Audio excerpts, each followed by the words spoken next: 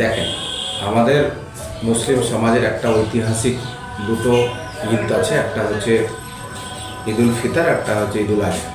এটা সামনে আমাদের ঈদ উল ফিতর সম্ভবত শনিবার ঈদ হবে, কারণ আজকে যেহেতু সৌদি আরবে ঈদ হচ্ছে না, সেহেতু আগামীকাল আমাদের হওয়ার কোনো চান্স নেই, পরশু দিনই হবে শনিবার।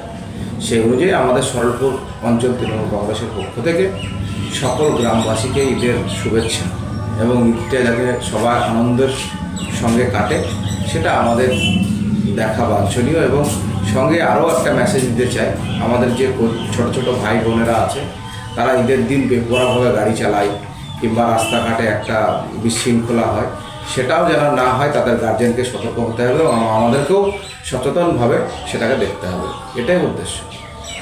পাশাপাশি যারা পরিযায়ী শ্রমিক বাইরে থেকে আসছে তাদের উদ্দেশ্যে কী বলবেন?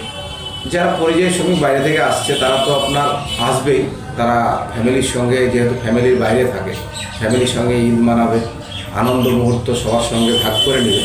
কিন্তু পরিযায়ী শ্রমিকরাও যে 2-4 দিন বাড়িতে থাকে তারাও একটু ঈদের পরে বেশ বেপরোয়াভাবে গাড়ি টাড়ি চালায়, সেগুলোও যেন না চালায়, সেগুলোকেও আমরা নজর রাখছি। সেগুলোকেও আমরা প্রশাসনের তরফ থেকে হোক, আমাদের দলীয় তরফ থেকে হোক, সবাইকে মিলে যাতে একটা সুস্থ পরিবেশ, আনন্দটা যেন সবার মধ্যে আমরা ভাগ করে নিতে পারি, এটাই মেন উদ্দেশ্য।